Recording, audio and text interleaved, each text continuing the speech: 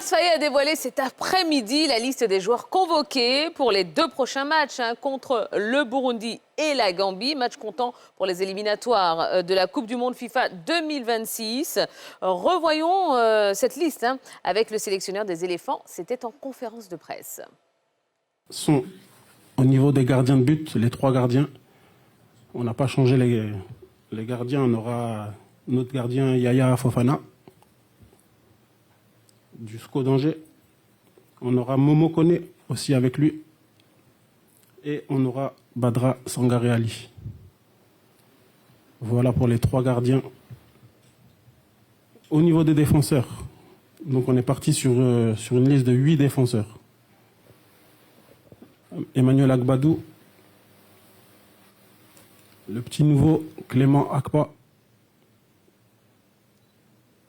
Willy Boli, Ousmane Diomandé, Gela Doué, Hassan Kamara, Evan Dika et le dernier défenseur Wilfried Singo. Voilà donc au niveau des défenseurs.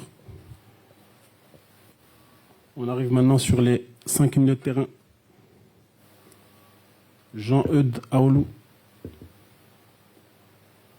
Un retour aussi, Jean-Philippe Bamin. Franck Caissier. Un autre tour, Ibrahim Sangaré. Et Ahmed Junior Traoré. Voilà pour les milieux de terrain. On finit avec nos attaquants. Simon Adingra, Bayo Vakoun, Oumar Diakité, Evan Guesson, Jean-Philippe Crasso, Sébastien Allaire et Nicolas Pépé. Voici la liste des 23 joueurs retenus pour le prochain rassemblement de la Côte d'Ivoire. Voilà, merci coach. Voilà, donc on va décortiquer un petit peu cette liste. D'abord, la première question, messieurs, est-ce que cette liste, la liste de Demers Faye, est convaincante selon vous? Mohamed? Je pense que d'entrée de jeu, il a précisé qu'il voulait des joueurs expérimentés. Sur cette base, je pense qu'en termes de contenu, on voit bien que les profils des joueurs choisis sont des joueurs assez expérimentés. Mais globalement, moi, d'un point de vue de l'équilibre du groupe, entre les attaquants et les milieux de terrain, je pense qu'il y a quand même des équilibres. D'accord, on reviendra dessus tout à l'heure. Oui, oui, si on prend la satisfaction, c'est ça la question, c'est est-ce qu'elle est satisfaisante? Est-ce qu'elle est convaincante? Convaincante. Si on prend le terme convaincant sous le prisme de l'assurance, moi, je me dirais oui, à 1 ou 2 exceptions près, c'est une liste qui est rassurante, qui est convaincante pour moi. D'accord. Prince Akabla? Pour moi, elle n'est pas convaincante, surtout par rapport aux explications qui ont été données par le sélectionneur. C'est surtout par rapport à ça que pour moi, la liste n'est pas convaincante. Par rapport à ce qu'il dit et ce qu'il, je dit, présente comme acte en termes de choix. D'accord. Et vous, Éric Babou? Oui, personnellement, je pense que les Ivoiriens, la grande majorité, découvrent que les critères de sélection n'existent plus. Effectivement, parce que ce qu'on vient de voir là, clairement, on découvre que les critères sont... voilà, c'est l'entraîneur qui décide de ce qu'il veut faire et c'est ce qu'il a fait.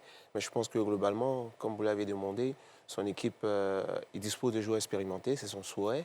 Mais derrière, je pense que cet effectif-là est quand même limite. Alors, parlons des critères de sélection, puisqu'il a dit... Enfin, voilà, il a changé complètement les critères de sélection. Qu'est-ce que vous en pensez, vous, Nasser?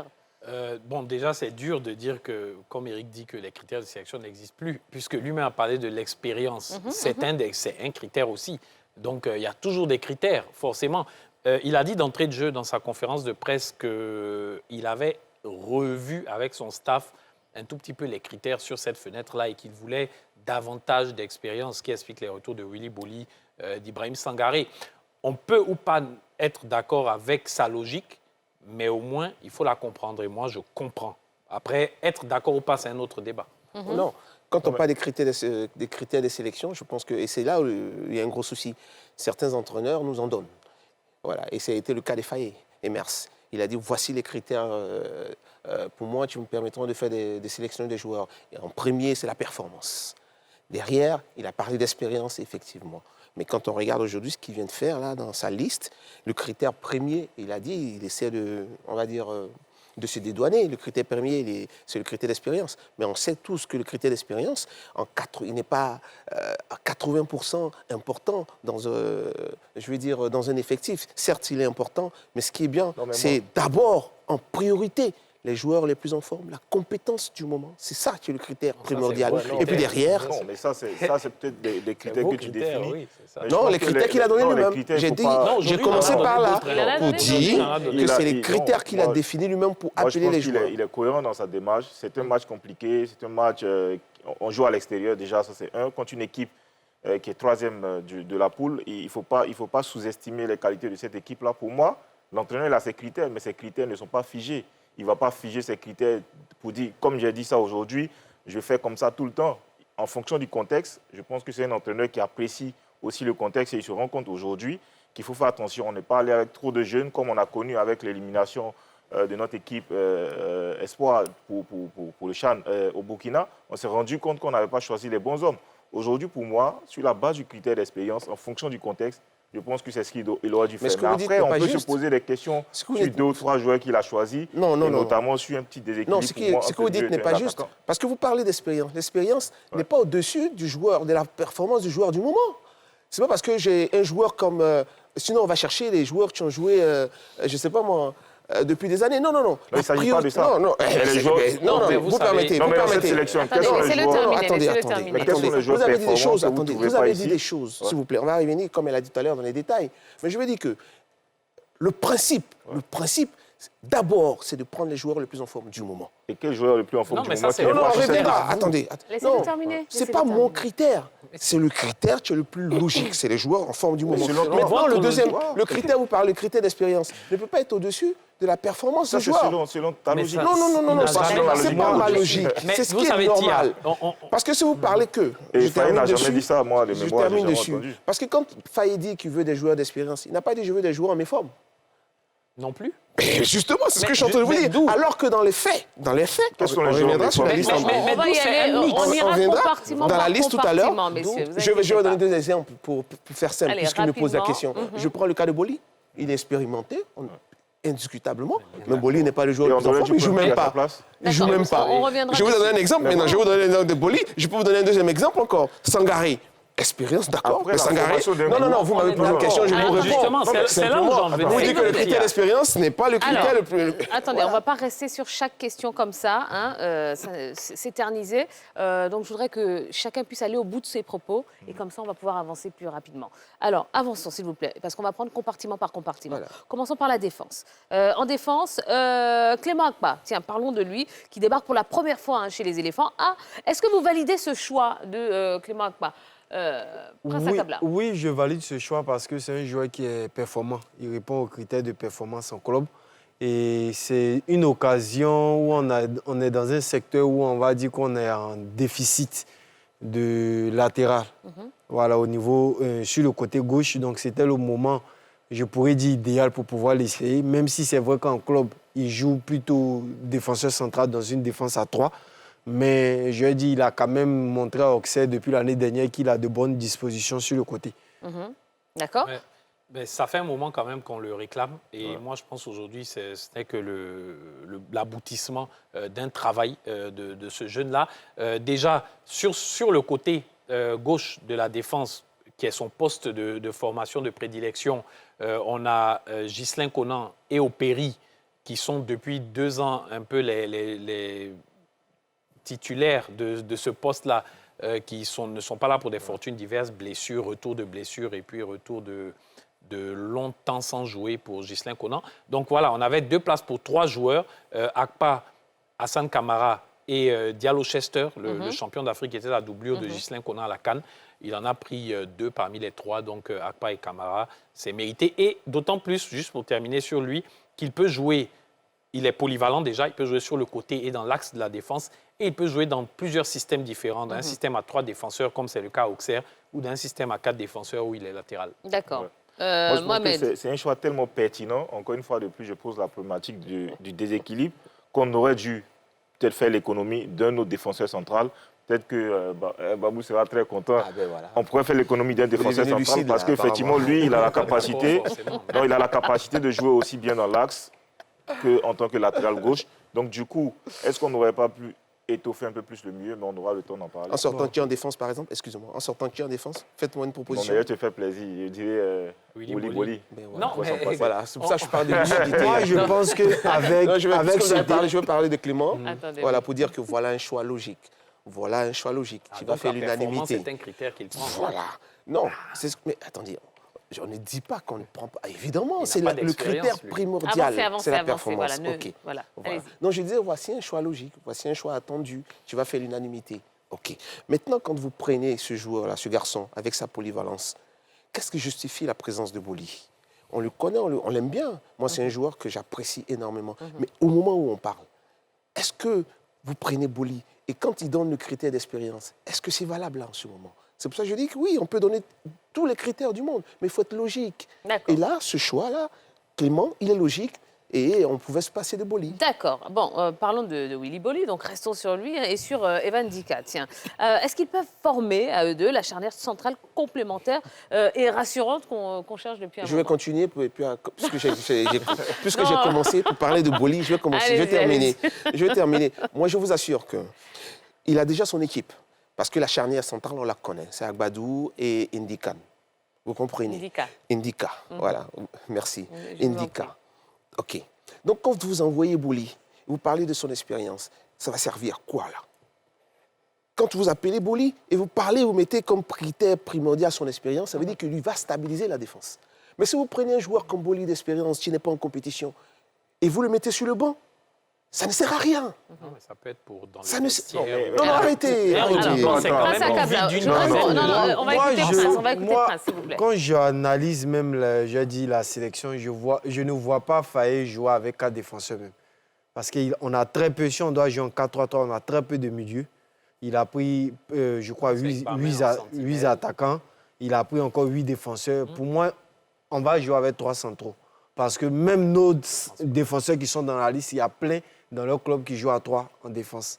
Ça sera plus facile pour eux, Agbadou, Clément Akpa, comment on appelle ça, Indica, souvent la mais Roma ça joue en m'étonnerait. C'est défense. une option très Ça intelligente m'étonnerait. que j'avais déjà même évoquée. Mais ça m'étonnerait. Mais ça m'étonnerait. Ouais, je pense ouais, qu'il ouais, restera toujours dans son 4-3-3 avec un milieu Bamin, Kessier, pense qu'il va peut-être changer Ahmed cette Junior fois. Traoré en 10, les deux ailiers Pépé à droite, Adengra à gauche et Sébastien à leur devant.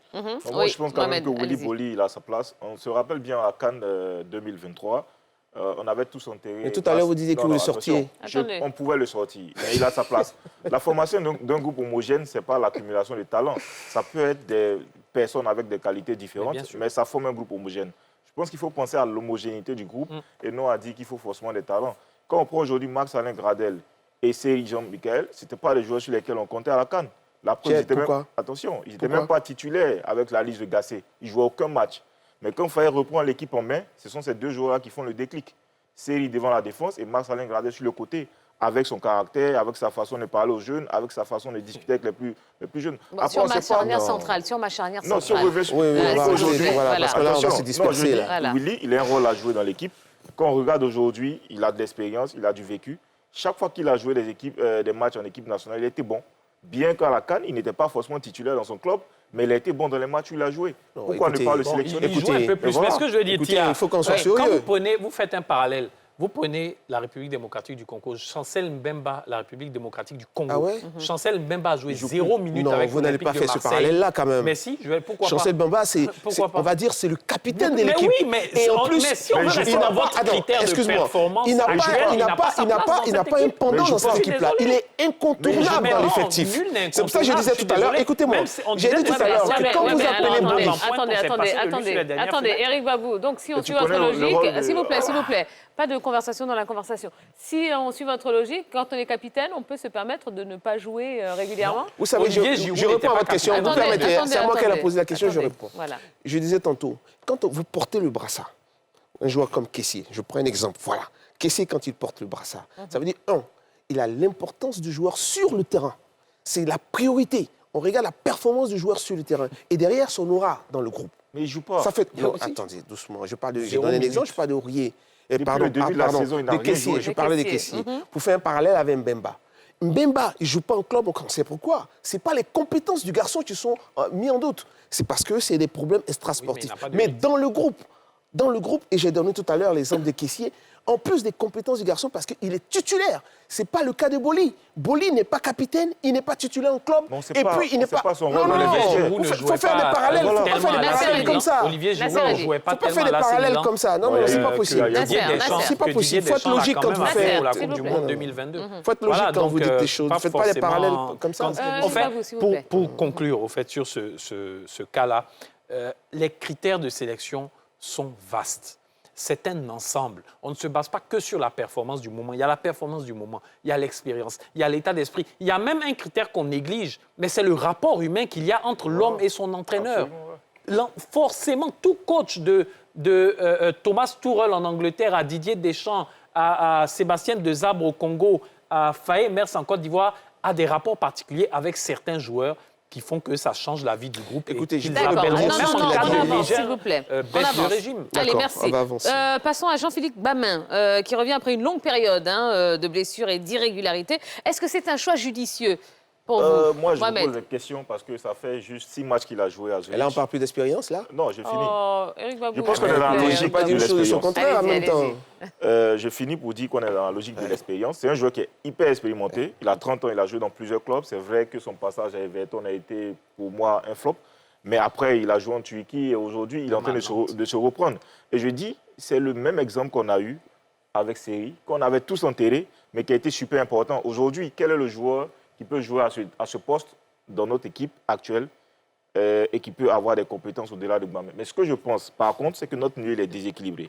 On a juste 5 milieux de terrain. C'est vrai, Guela Doué, parfois, il peut jouer dans le milieu de terrain, mais on a 5 milieux avec 3 qui ont eu des pépins physiques récemment. Kessié, qui a eu quelques petits soucis physiques. On a Sangaré qui revient de blessure. On a Aoulou qui revient également de blessure. Après, Ahmed Junior, c'est plus un attaquant. Donc, je trouve qu'on est très limité dans le milieu de terrain. C'est là où je suis peut-être d'accord avec Babou pour dire qu'on aurait pu faire l'économie peut-être d'un défenseur. Dans le sens de dire, on renforce un peu plus le milieu de terrain. Et après, au niveau des attaquants, on aura le temps d'en parler. Mais je trouve également qu'on en a fait un peu. Allez-y, Prince Akabla. Pour moi, le retour de Gbamé, c'est un retour par défaut. On n'a pas véritablement de joueur, je vais dire, sentinelle qui est capable de pouvoir rester devant la défense. À défaut de Seri, on a essayé Mao d'Angeles, le coach n'a pas été satisfait de lui. On a Aoulou, qui lui-même, dans son profil, c'est plus quelqu'un qui part comme Sangaré, plus un relayeur, même s'il peut jouer en 6. Donc, Gbamé est là par défaut. Maintenant, ça sera à lui aussi de voir s'il va pouvoir, réussir ce passage à passer, c'est carrément un test pour être la doublure, de manière nominale de Seri, et puis on verra bien. Oui, moi je ne dirais pas par défaut, parce que Gbamé, on le connaît, et on a même souhaité, même avant la CAN, que ce garçon soit disponible, parce qu'on avait identifié effectivement cette présence-là devant la défense. Malheureusement, il était blessé, je crois, voilà. Donc, mais on savait qu'on avait besoin de ce profil-là pour sécuriser un peu cette défense. Donc Gbamé, aujourd'hui, il joue. Le critère dont je parlais tantôt, il joue, il est performant, donc c'est logique que ce garçon-là revienne. Et en plus, il a l'expérience. Donc, voilà, il revient, il a le rythme. Il a le rythme et en plus, il a l'expérience. Donc, c'est normal que ce garçon-là revienne aujourd'hui. Maintenant, vous avez parlé de déséquilibre dans le milieu de terrain. Effectivement, il y a un gros déséquilibre dans ce milieu de terrain-là. Parce qu'au lieu d'avoir une sentinelle, nous en avons 2 avec Edes. En principe, parce qu'il est considéré comme une sentinelle dans cette équipe-là, ça fait déjà... Oui, Edes Aoulou, ça fait déjà 2 sentinelles. Et puis après, derrière, quel est le profil des joueurs que vous avez? Il n'y a que seulement Junior. Seulement, tu as ce profil-là de créateur, de quelqu'un qui va apporter cette créativité. Alors, et là, il y a vraiment des équilibres. On va évoluer un petit peu. Je voudrais qu'on parle d'Ahmed Traoré. Ahmed Traoré qui brille en club, hein, on est d'accord. Est-ce qu'il faut lui confier l'animation offensive des éléphants? Ouais, je l'ai dit il y a quelques minutes. Je pense que en numéro 10, il pourrait faire l'affaire. Déjà, il est important aussi. C'est vrai qu'on ne le voit pas très souvent, mais il est important dans son repli défensif sur les attaques adverses. Donc, il peut redescendre. Ce n'est pas parce qu'il est technique et hyper doué également devant le but. Il a 10 buts cette saison en Ligue 1. Donc, ce n'est pas pour ça qu'il ne fait pas également le travail défensif. Voilà, il redescend pour prêter main forte à Moi, je pense ses arrière-gardes. qu'Ahmed, il brille, il faut lui faire confiance. Je suis un peu triste pour, disons, son Peut-être qu'il n'a frère pas Ahmad. d'expérience, donc ça, Non, on ne pourra pas... Il a de l'expérience quand même, il a d'accord, 25 ans, il n'est pas un jeune joueur. Donc, Il n'est pas nouveau dans Il n'est pas nouveau dans cette sélection. Moi, je suis un peu triste pour Amad Diallo. J'aurais souhaité le voir également. Parce que pour moi, des joueurs qui brillent, qui sont à leur prime, il faut leur faire confiance. Ah ouais? Il faut leur donner cette situation-là de pouvoir s'exprimer dans l'équipe nationale. Et pour moi, Ahmed, c'était un excellent choix. Moi, je suis assez réticent quand même avec le poste des 10 en Côte d'Ivoire parce que je dis qu'ils sont pratiquement 3 joueurs, Ahmed Traoré, Amani Lazare et puis Guiagon. Mais je dis depuis même, je vais jusqu'à Baumel, c'est un poste que les sélectionneurs ivoiriens vont dire à la limite refusent. Même depuis Henri Michel, Voilà. on avait Yapo à un moment. On a au jamais. maximum un joueur sélectionné à ce poste-là, chaque regroupement.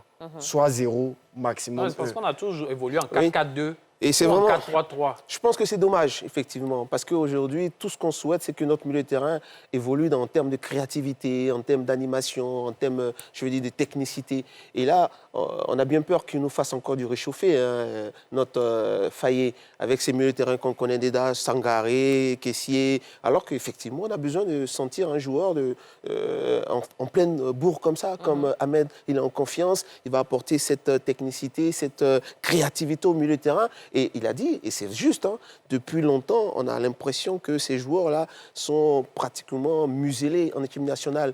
Parce que quand vous avez un garçon comme Diagon Parfait, qui n'a jamais eu l'opportunité de venir, Amani, qui est lâché encore, ça dit qu'on a des joueurs, et bizarrement, quand vous regardez aujourd'hui les joueurs qui montent, les joueurs ivoiriens, les jeunes ivoiriens qui montent, il y en a beaucoup dans ce secteur-là. Il y en a beaucoup qui ont cette qualité-là dans ce secteur. Malheureusement, j'ai l'impression qu'ils sont un peu brumés. Et là, dommage, il est peut-être le seul qui a cette qualité-là dans ce milieu de terrain. Bon, après, Amani Lazare, il a connu aussi, c'est maintenant là qu'il revient. Il a été lui-même d'ailleurs joueur du mois dans son club à Liège en février. Donc, s'il continue sur cette lancée, il va revenir dans le groupe. Après, Guiagon Parfait, son cas est un peu plus délicat quand même, parce qu'on se rappelle que quand Fayet était sélectionné de U23, il avait voulu, d'ailleurs même pour être celui autour duquel il allait construire son jeu, le jeune a décliné à la dernière minute. Je ne me rappelle même plus pourquoi, ou je ne sais même pas est-ce qu'on a su pourquoi il n'est plus venu. Ensuite, sur l'année passée, il y a eu une fenêtre où il n'a pas été sélectionné, où il a fait une sortie sur les réseaux sociaux, où il a dit, bon, sélectionnez-nous un peu quand même. Bon, il y a certains... C'est de l'humour ivoirien. Oui, non, mais écoute, quand on aime bien l'humour. Mais après, à un moment donné, il faut savoir se mettre aussi son sélectionneur dans la poche, parce que voilà. Je pense quand même que sur la notion du numéro 10, il faut aussi voir que le football moderne, de plus en plus, le poste de numéro 10 tend à disparaître. Ce n'est pas un truc propre à la Côte d'Ivoire. Oui, c'est un peu évolué le temps. Non, attention. On est Il ne faut pas d'accord. donner l'impression que c'est une exception à notre pays. Sauf que... Mais de façon générale, de plus en plus, les gens jouent dans le alors, système pour où le revenir sur poste de quelque numéro chose- 10 tend à disparaître. Pour revenir Donc, sur c'est cette quelque chose que précision vous je veux avez faire, en fait. dit, hein, messieurs, je ne sais plus, c'est Nasser qui a dit, oui, depuis Henri Michel, c'est vrai que, Oui, voilà, on n'a pas de numéro 10. on n'a pas de numéro 10. Mais comment Enfin, on on en explique a, ça? mais C'est-à-dire qu'il y a non, eu moi je pense que 3, 4, 5 c'est lié au système de jeu. Parce que d'Henri Michel jusqu'à maintenant, le début de la génération de jusqu'à maintenant, on a soit évolué en 4-4-2, donc les 4 du milieu, ce sont les 2 récupérateurs, 2 ailiers, et devant vous aviez Drogba et Aruna, ou on a évolué en 4-3-3 et 4-3-3 avec les 3 du milieu, la sentinelle, les 2, les Kessié et Seko, ou Kessié et Sangaré, ça dépend dans l'entrejeu. Et puis les 2 ailiers et l'attaquant. D'accord, Parce qu'on est dans un système où il n'y a pas de numéro 10, c'est tout. Est-ce que ce n'est pas justement parce que la Côte d'Ivoire ne dispose pas justement de Ah joueurs non, justement. capables Non, mais c'est ce qu'on disait, de créer on en a. l'animation? Moi, je pense Alors, Prince, qu'on allez-y. a quand même des joueurs de ce profil. Même dans d'autres Absolument. pays, comme tu le dis, c'est vrai qu'on ne joue plus avec un 10, voilà, on va c'est dire, ça, la nominal. réalité. Mais dans d'autres sélections, même quand ils ont des joueurs, j'ai dit, de ce type de meneur de jeu-là, ils arrivent quand même à jouer avec 2-8. Mais nous, nos 8, en réalité, on ne cherche que des joueurs d'activité. Depuis plusieurs années, même quand on a des, on va dire, Amani, il peut créateurs. descendre en 8, même quand il a fait ses apparitions pendant la candidature. Mais on préfère toujours jouer avec des joueurs d'activité. Oui, pour répondre à votre question. Mais pourquoi, depuis plusieurs années, tous les sélectionneurs font la même chose? Parce qu'on Le n'opte problème pas vient pour le d'où, système. alors? Justement, pour répondre à votre Alors, question, allez-y. c'est vraiment des choix C'est tout, tactiques c'est des tout, entraîneurs. c'est tout. Sinon, les joueurs, on les a. Vous prenez depuis Madji a joué. On est champion Sénégal 92 avec Madji au milieu de terrain. Derrière, vous avez Dié Serge. Donc, chaque génération, il y a eu ces joueurs-là. Aujourd'hui, je disais tantôt que quand vous voyez les jeunes joueurs qui montent, on peut en citer, il y a Dorgelès, on a cité là déjà quelques-uns. Ils sont tous pratiquement dans ce profil-là. Donc, ça vous dit qu'on a la matière. Maintenant, c'est des choix tactiques. C'est l'entraîneur qui décide. Là, mais par exemple, vous prenez l'exemple. Ce sont des noms. Mais est-ce que sur le terrain, ce sont des joueurs qui ont fait leurs preuves? Mais justement, prenez l'exemple de cette sélection. Vous avez la dernière Ahmed Junior sélection Traoré qui fait ses preuves en club. Bon, tant qu'on ne le laissait pas en 10 en sélection nationale, on ne saura jamais s'il peut faire ses preuves ou pas à ce poste en sélection nationale. Pour moi, la réalité, combien de sélections aujourd'hui ont des vrais numéros 10? Il faut se poser la question. Après, le football, il évolue. Et donc, quand on a un contexte dans lequel on est, je pense qu'on essaie de s'adapter. Les sélections aujourd'hui ont besoin de milieux de terrain qui ont du volume de jeu, avec de l'intensité, parce qu'aujourd'hui, le football, il y a de l'intensité. Donc, à un moment donné, je pense que la Côte d'Ivoire n'est pas une exception. D'accord. Non, on vient d'en citer. Non, je termine dessus. Allez, rapidement, oui, tout à fait. 5 secondes. On vient d'en citer. Akabla vient de vous donner des noms de joueurs qui ont ce profil-là. Et en plus, on ne dit pas qu'il faut les appeler pour les appeler, mais ce sont des joueurs qui sont performants aujourd'hui. Le cas d'Ahmed Traoré. Donc, quand il vient, il faut lui donner la possibilité, comme Nasser l'a dit, de jouer pour qu'on voit effectivement s'il est capable. Allez, avançons, messieurs, s'il vous plaît. On va parler de l'attaque maintenant. Sébastien Haller et Simon Adingra, donc, qui sont présents sur cette liste, malgré une saison compliquée en club. Est-ce qu'on peut parler de choix logique ou de choix sentimental? Allez, qui se lance? Un peu des deux. Moi, je me lance si tu veux. Bon, vas-y. Pour moi, le choix d'Adingra, même quand Faye a essayé de justifier, ça ne répond à aucun critère. Il a dit, pour ceux qui ne jouent pas en club, au moins, ce sont des joueurs qui ont... comment est-ce que j'ai dit, mais qui ont de l'expérience. Le cas de Boli, par exemple, qui peuvent guider un groupe. Adingra, il a dit qu'ils sont allés avec le préparateur physique, aller le voir à l'entraînement. On ne peut pas... Un cas à l'entraînement, il a monté de bonnes dispositions. On n'est pas en déficit des liés actuellement pour pouvoir se priver de joueurs qui jouent et puis prendre Adingra qui ne répond à aucun des critères. Tu aurais proposé qui à la place d'Adingra? Traoré Béni. Okay. Mais il s'est blessé, je pense. Il a eu, comme si tu veux... Il est sorti à l'heure de jeu hier. Une légère blessure, mais le club n'a pas dit que c'était quelque chose d'assez alarmant. Il y a encore d'autres joueurs. Donc pour moi, le cas d'Adingra, personnellement, sur cette fenêtre-là, il ne correspond à aucun critère. On devait plutôt appeler d'autres joueurs. Et puis, il y a beaucoup d'alliés qui sont en train de monter pour pouvoir, j'ai dit, saisir leur chance. Oui, moi, je pense que tu as demandé si c'était un critère plutôt sentimental ou justifié. Je pense que c'est un peu des deux. Écoutez, on va beau parler, on va beau dire. Chaque entraîneur, que ce soit en club, en sélection, a des joueurs qui marchent à l'affect avec lui. Et d'ailleurs, Adingra, pour revenir à sa forme physique du moment...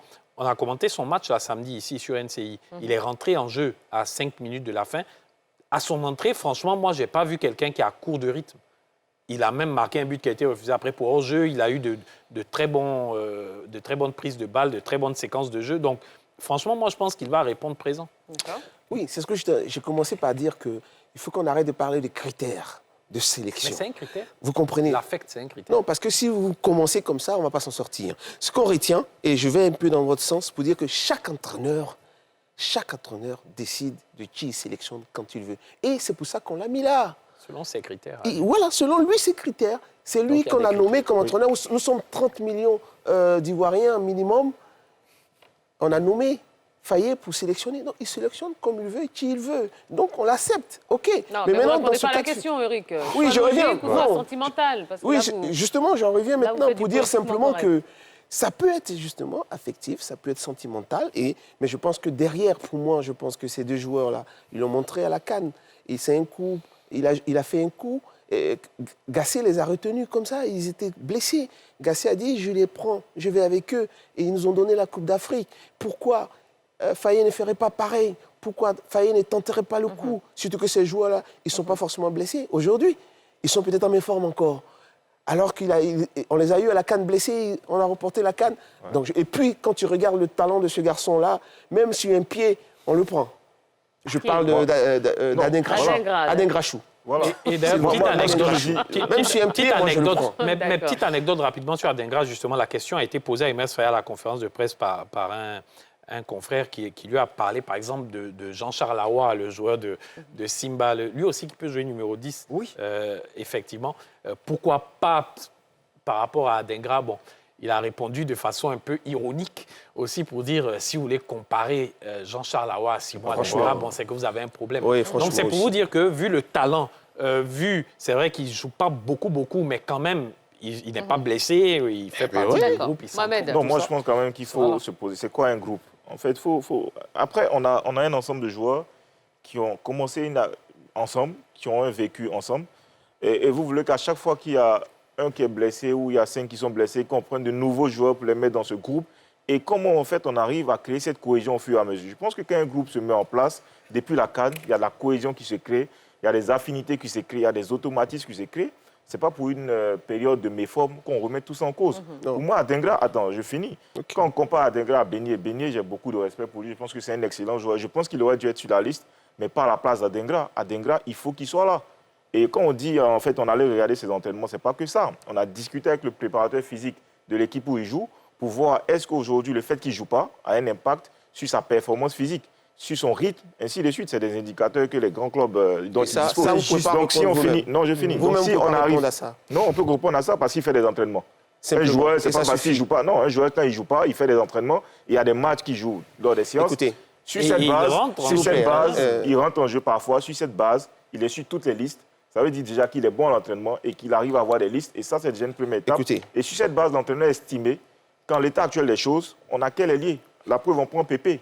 Pépé, il est très moyen sur ces derniers matchs. Donc, on n'a pas beaucoup d'ailiers. De quel ailier on dispose aujourd'hui pour jouer à la place d'Adingra? Il ne faut pas justifier l'injustifiable. On est tous d'accord que si on prend des critères logiques, Adingra ne doit pas être sélectionné. Non, les critères de votre logique. Non, si vous voulez, je vous concède cela. Adingra, tu n'es pas en compétition, tu n'es pas titulaire depuis un moment, n'est pas en compétition. Le meilleur buteur de l'équipe de France, s'il vous plaît, laissez-moi terminer. Régulièrement sur le banc dans les équipes. Ces critères-là, Adingra ne peut pas être sélectionné. Maintenant, je suis d'accord pour dire que, et je l'ai dit tout à l'heure, chaque entraîneur est libre de choisir les joueurs qu'il veut parce que c'est lui qui rend compte après. Et donc, dans ce cas-là, il peut avoir des critères affectifs. C'est son droit. Et c'est le cas d'un joueur. Et en plus de ce joueur-là en particulier, il y a eu des joueurs comme ça, comme Aboulaye Traoré, comme lui aussi, je le mets dans la même catégorie, comme il s'appelle Adingra. C'est des joueurs, même s'ils sont en méforme, mais le talent fait qu'ils sont indispensables dans une équipe. Allez, toujours en attaque. Evan Guessant et Jean-Philippe Crasso sont les éléphants les plus performants cette saison, avec respectivement 10 et 11 buts inscrits en championnat. Est-ce qu'il faut leur confier les clés de la division offensive des éléphants, Prince Akabla? La division offensive des éléphants, pour moi, je pense qu'elle a quand même une longueur d'avance.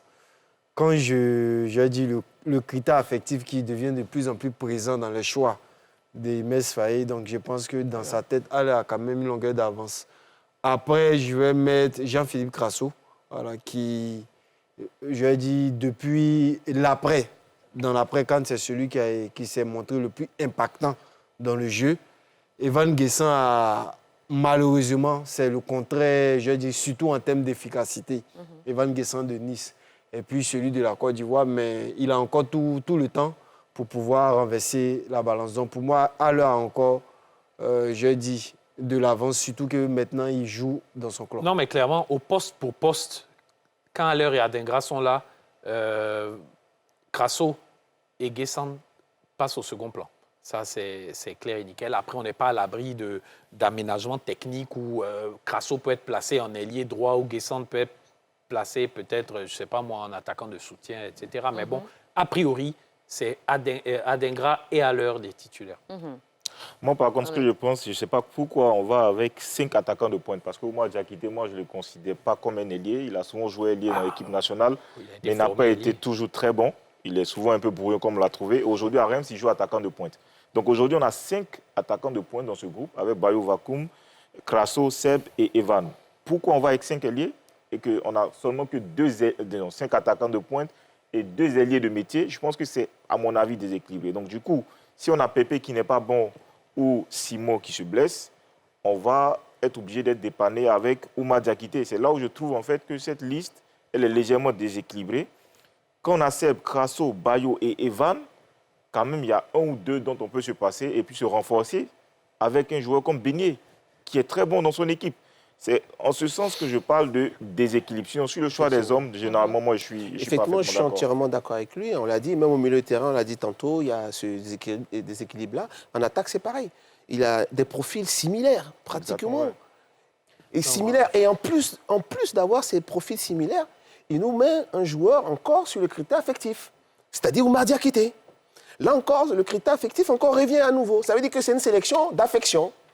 Pratiquement, il nous fait. Parce que dans tous les compartiments, on parle d'affection. Maintenant, on sélectionne par amour, par affection. Donc 4-5 joueurs sur 23, c'est une sélection d'affection. Donc vous vous rendez compte que le cas du Rourou national...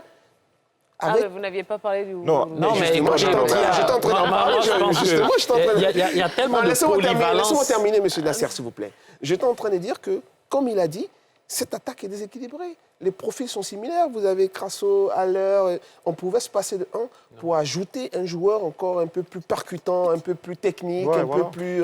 tu as apporté un peu plus de créativité. Absolument. Là, comme il a fait au milieu de terrain, il fait pareil en attaque avec beaucoup d'affection. Oui, d'accord, très bien. Allez, ce sera la dernière question puisqu'il nous reste à peine quelques secondes. Déjà. Oui, ça passe très vite. Hein. Dernière question. Bon, et on fera un tour de table. Chacun aura maximum 30 secondes pour s'exprimer. Selon vous, quand on regarde un petit peu tout ce qu'on a dit depuis le début, quand on a, après avoir décortiqué cette liste, Emer Soya a-t-il convoqué les hommes qu'il faut? Mohamed. Ouais, moi, je pense quand même qu'il y a de la matière à discuter cette liste, mais je pense quand même que sur la base des 2 confrontations qu'on a à Burundi et Gambie, il n'y a pas le faire en demain. On a des joueurs d'expérience, on a quand même un coach qui connaît bien son groupe. Il peut trouver les moyens d'aller chercher la victoire sur ces 2 matchs, mais je pense que pour les prochaines sélections à l'avenir, il va falloir un peu plus équilibré dans les différents compartiments. Mais de mon point de vue, il n'y a pas à s'inquiéter. Je pense qu'on a une équipe, on a un groupe qui peut aller chercher la victoire lors de ces 2 prochains matchs. Prince Akabla. Pour moi, il a, on va dire, comme toute sélection, c'est toujours discutable, mais aujourd'hui, en tout cas, sur cette sélection-là, j'ai beaucoup plus de choix à discuter, surtout par rapport aux critères que le coach même a donnés. Donc, s'il donne des critères que lui-même, il n'arrive pas, je vais dire, à pouvoir suivre ces critères, parce qu'il a principalement aujourd'hui, dans sa conférence, donné 2 critères. Au départ, il a dit que c'est le critère de performance. Il a dit qu'aujourd'hui, il a évolué parce que le groupe avait besoin de beaucoup plus d'expérience, ce qui avait manqué. Donc, je vois qu'il y a un 3e critère qui n'a pas été dit, où ça parle plus d'affectif, parce qu'il ne l'a pas dit, mais ça se ressent. Donc, s'il faut clairement qu'il ajoute tous les critères comme ça, on peut bien analyser. Il faut bien la sélection. À 2-3 éléments près, je pense qu'on a la liste qu'il faut, on a les hommes qu'il faut. Ils sont complémentaires. Ils ont beaucoup parlé du déséquilibre et c'est dessus que j'avais voulu rebondir. C'est qu'ils sont tellement complémentaires qu'ils arrivent quand même à boucher les trous et à rééquilibrer cette liste-là. Donc pour moi, oui, on a en gros 2-3 éléments où on peut vraiment discuter les hommes qu'il faut. Éric Babou, vous aurez le mot de la fin, tiens, ce soir. Allez-y. Je dirais que quand on parle de sélection, le quand même que Nasser a prononcé, on doit l'éviter. On doit être un peu plus pertinent, on doit être un peu plus agressif dans le choix des joueurs. D'accord. Maintenant, ceci dit, cette sélection-là, à mon avis, c'est vrai que Faye, il a un groupe. Il a déjà, on va dire, 12-14 joueurs titulaires, donc il a une certaine sécurité. Aujourd'hui, on peut donner l'équipe type, là. Tu vas commencer le match déjà. Donc, plus ou moins, il a une sécurité. Mais derrière, sa liste de 23, elle n'est pas bonne, elle est déséquilibrée. Il y a certains joueurs, tu ne devrais pas y être. Ils y sont aujourd'hui. Maintenant, les critères, on ne sait plus où nous en sommes avec les critères. Sur chaque conférence de presse, on va nous sortir un nouveau critère. Mais en tout cas, la logique, à mon avis, et je pense la logique de la majorité des sportifs ivoiriens, c'est les critères de performance, de régularité en club. La régularité en club, les joueurs qui sont, en tout cas en ce moment, les plus performants. Je pense que c'est ce critère-là qui doit prévaloir. Et même le critère d'expérience n'empêche pas le critère de performance. D'accord, très bien.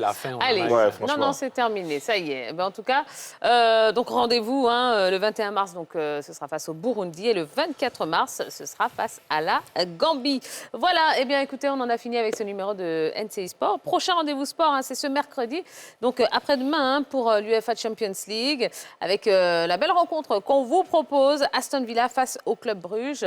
Ce sera à partir de 19h. Merci Mohamed Sidibé, merci Nasser Eddi, merci Prince Akabla et merci Éric Babou. Voilà. Allez, on vous souhaite de passer une excellente fin de soirée et puis à très vite. Bye bye.